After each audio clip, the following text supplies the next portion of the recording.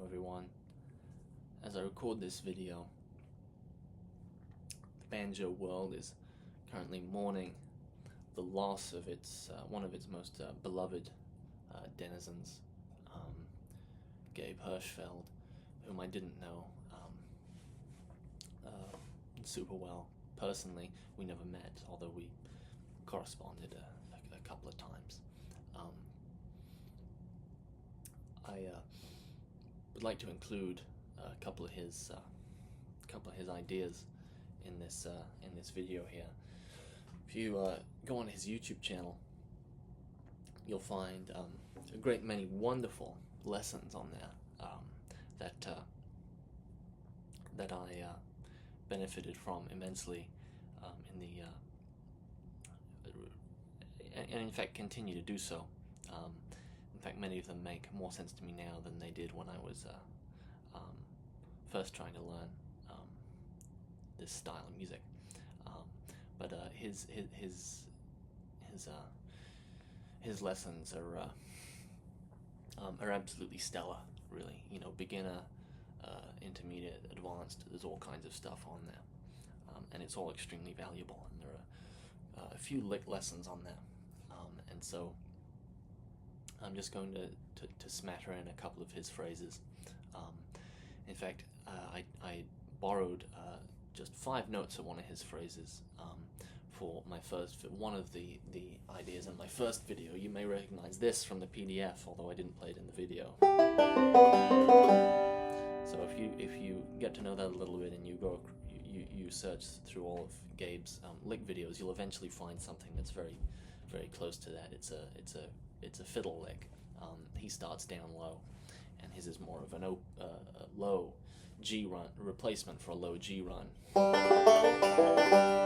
Right, instead of that you do.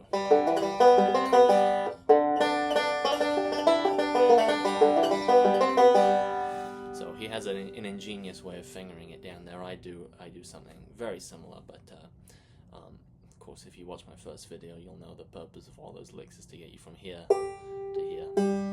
Right. So I modified it to fit that, and I entirely neglected to point out that lick was from Gabe Hirschfeld, although I intended to. It's just, you know, I record these videos straight through, and I was already on my 3rd take, and I had just forgotten and didn't have time to do it again. But I'm amending that now, and I'm going to include another idea of his. These wonderful pull-offs. So I'm going to teach a couple of those things in this video. I'm certainly going to play them a lot. So what lick do I have for us today? Well, it's a 2-measure seated G lick. I have a couple versions of it, and then I have some 1-measure versions. So I'll play you the two measure versions. One of them is like this. And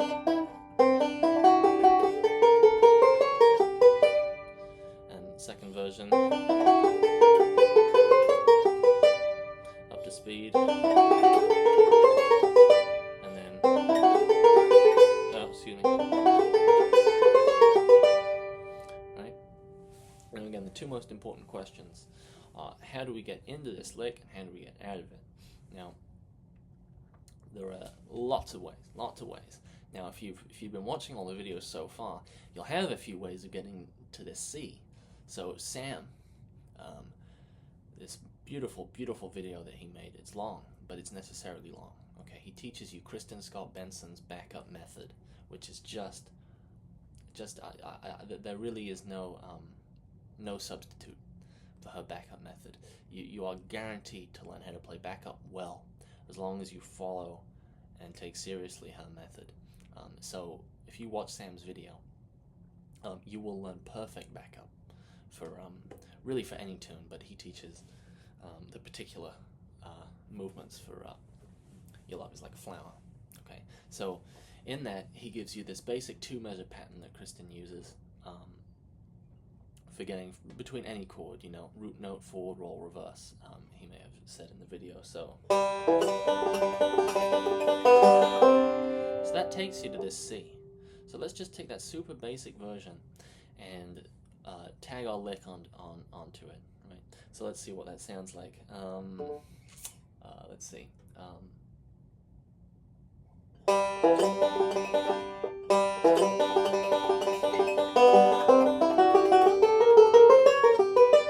Okay, works beautifully.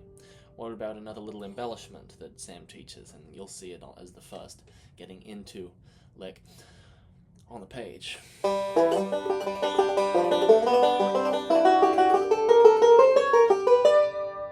Okay. I give a bunch of other options.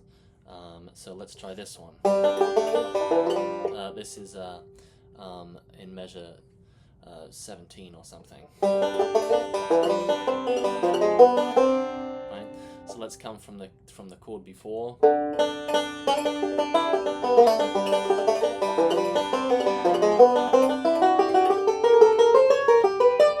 Works beautifully, right? Let's pick another one. Right, so how do we do this? Again, let's come from the chord before. So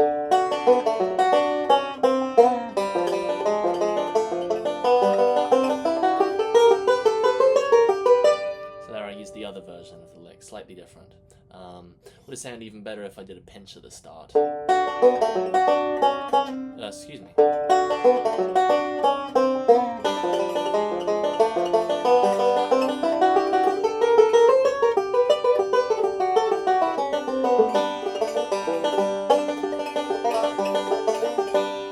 Right? Or I could have used Gabe's.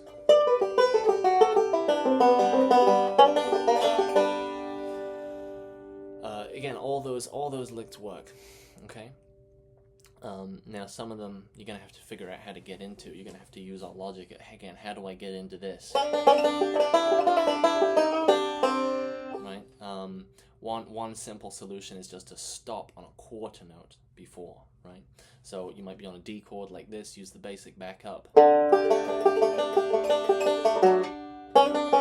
that? How I stopped on a quarter note? 1, 2, 1, 2. See that? So we could go.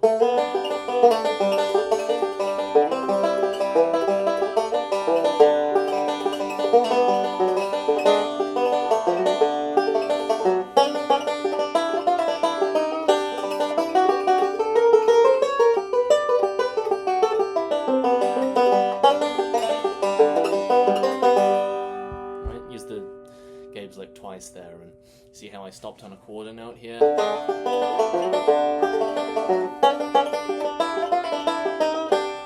And then played the lick, and then played the continuation, which I have.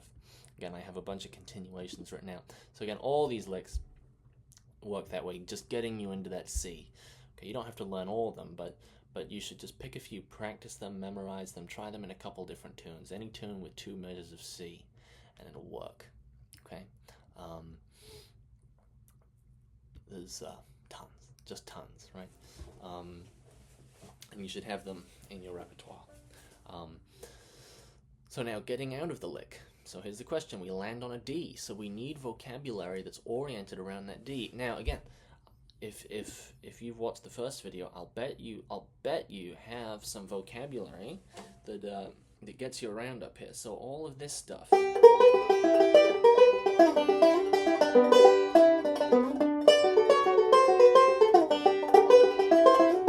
I'm just playing random kind of licks up here that I know. So what about stuff like this? Or right? Or I'm trying to think. How does right, the kind of Foggy Mountain Special stuff, or you know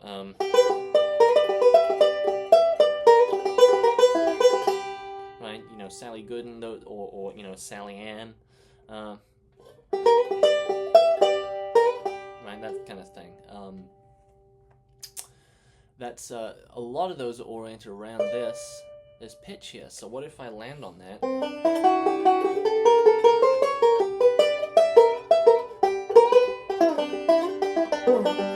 Right, and went into my up the neck mode, right? And then I can use the lick from day one. You know, I might do something like this. I could do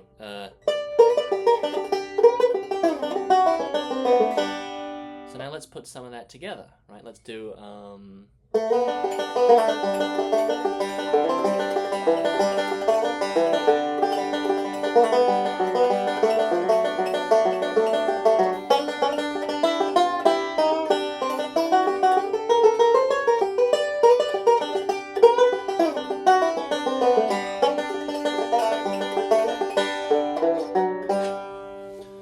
so you see how all these pieces of vocabulary start to fit together? Right, we could use Ricky's lick. Right, we could go up here.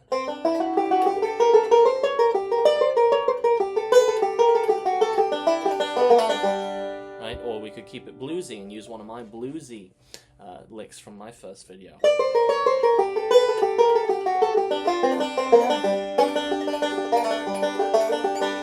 Right, it all works. Or we could use one of these real standard melodic kind of Bobby Thompson licks like this. And again, this is written out, so you could do this. You could do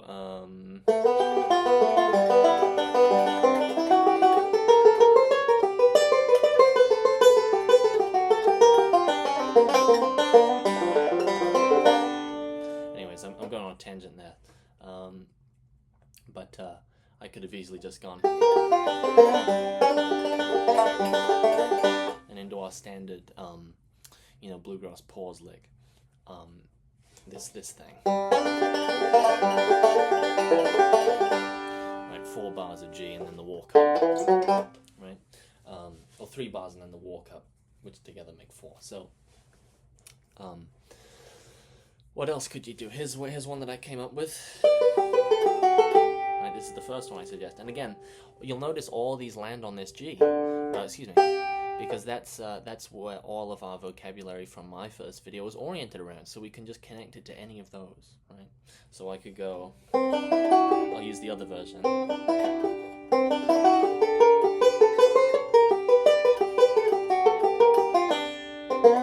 Right, or I could have gone. We went through this in the first video, you know all that. So they all combine to make a slightly different overall thing, right? So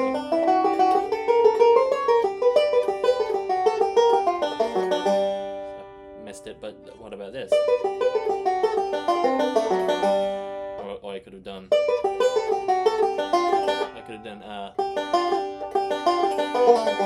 Or just as easily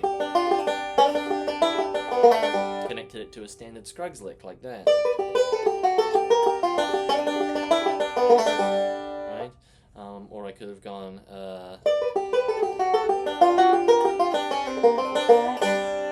all kinds of ways, right?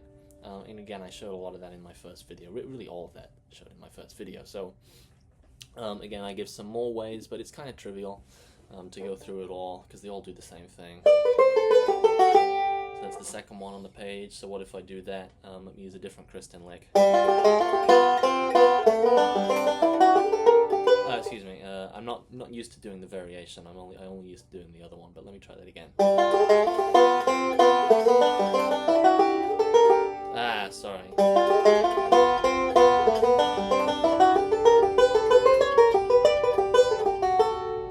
Is that the one I was supposed to do? No, I was supposed to do a different one. Okay, take 3.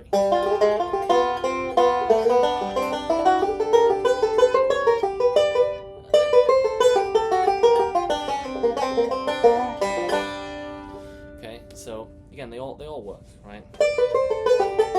And then I can do anything I want. What's one I haven't played yet? Oh, just this. How about that? Right, real simple, or even simpler. How about that?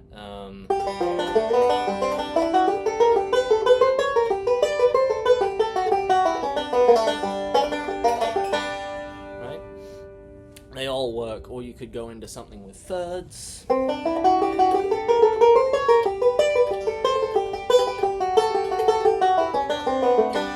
So again, that one I I use this middle lead alternating index roll. So what do I mean by that? Well, an alternating roll is where you pick any of these 3 fingers, right? Or pick either the thumb and 2 fingers if you don't count this as a finger, pick any of the 3 digits, and you alternate with the chosen finger and the remaining 2. So for an alternating index roll, it's index, middle, index, thumb, and then repeats. Or it could be index, thumb, index, middle. It doesn't matter which one you start with, it's still an alternating index roll.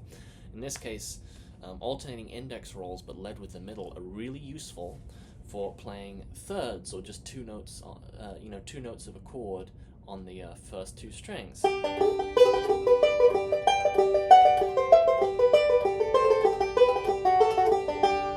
Right? Again, I'm just going to M-I-T-I-M-I-T-I, right? And if you notice on the notation, on the tab I should say, I'm shifting 1 chord, 1/8 note before the beat. You see that? And then when I get here, I change the roll. You see I write not great. Because I'm trying to get to the 5th string. But I don't like the sound of that, so I do this. I change the roll. Right? I used one of our, or I could have done.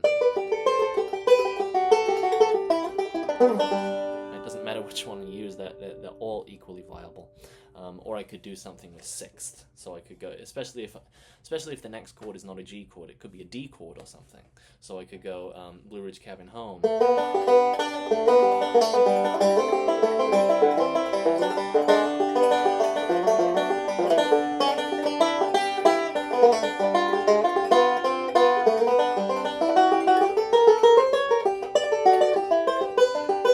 Excuse me. Just trying to play the lick correctly, so. Okay,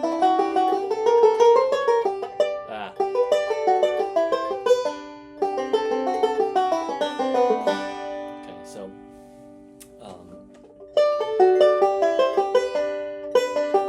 I switch there, I do here, and then I go into, again, an alternating index roll. And then into the same roll as before, as the end of the previous lick that I just did. So together that's. And again, I can connect it to any. Or again, all these options I give in my video. I could have done that. So how about that? Let's just try them, right?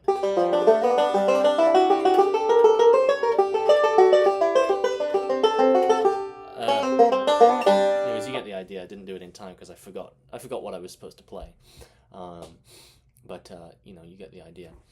Or we could connect it to Max's lick, right? We could go to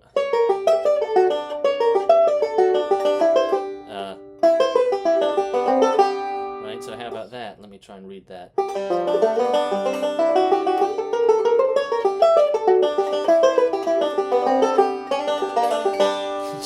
It just works great, right?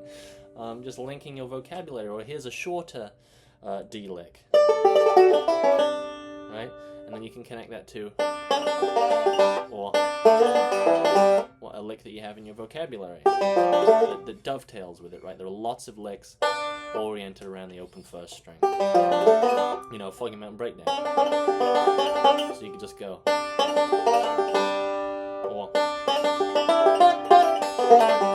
right, or that's a really common lick, so how about we do that?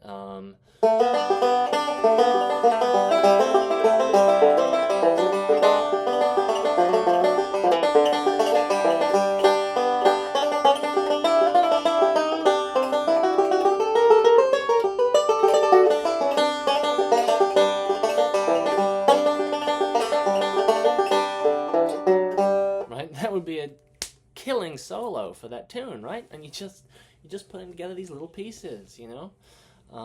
So, anyways, I won't belabor the point. There are some more licks on there, and then there are some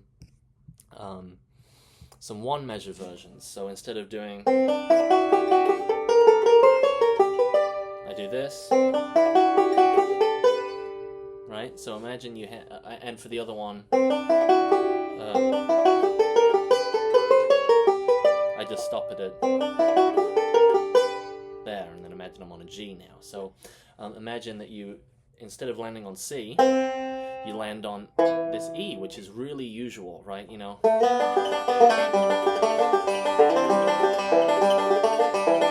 Your love is like a flower, like we demonstrated, goes to that E. Lots of tunes do, tons of them do, right? A lot of backup patterns do. Right? A lot of vocabulary leads us to that E on a C chord, right? Or, you know,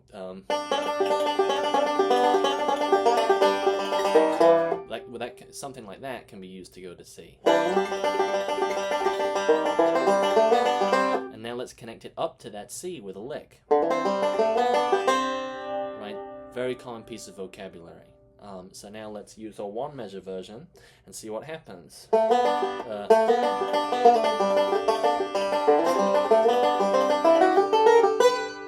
Right, there I use the second one measure version.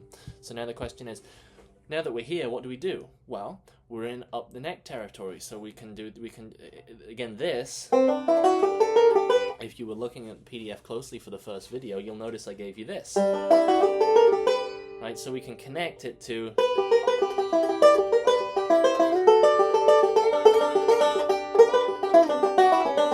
so now watch me improvise a whole solo that incorporates some of that. So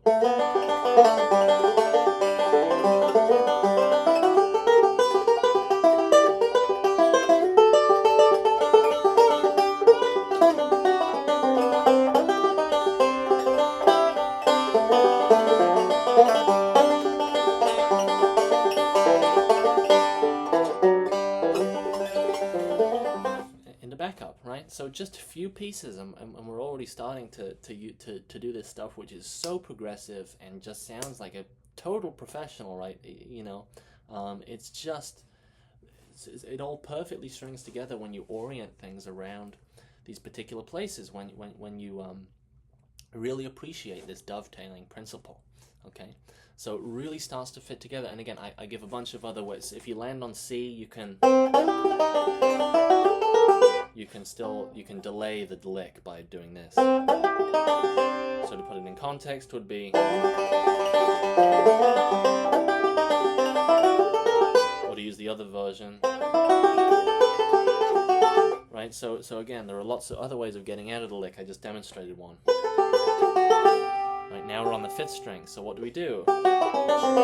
We can use any of our, if we're going to a G chord, but we could just modify to go to a D. So again, transcribe that. Right? Or it could even be, imagine it's an A.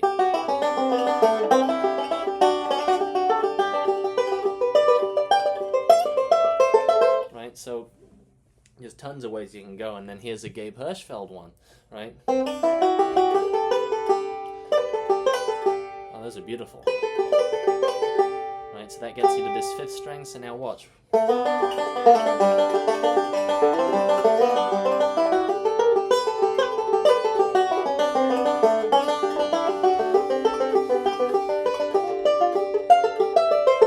anyways, that's not relevant to what we're doing here, but you get the idea. It's limitless, right? It's limitless. So then there's this Baylor solo, which I don't need to play it. You can listen to him play it if you can find it, and you know, if not, you know, I will, you know, I would love to, you know, take you through it. So feel free to, you know, get in touch for lessons or anything like that. I would just be absolutely delighted to help you out with any of this stuff. You know, I'm really serious about it. So yeah, just don't hesitate. So all right, thanks so much for watching. Really appreciate it. All right, and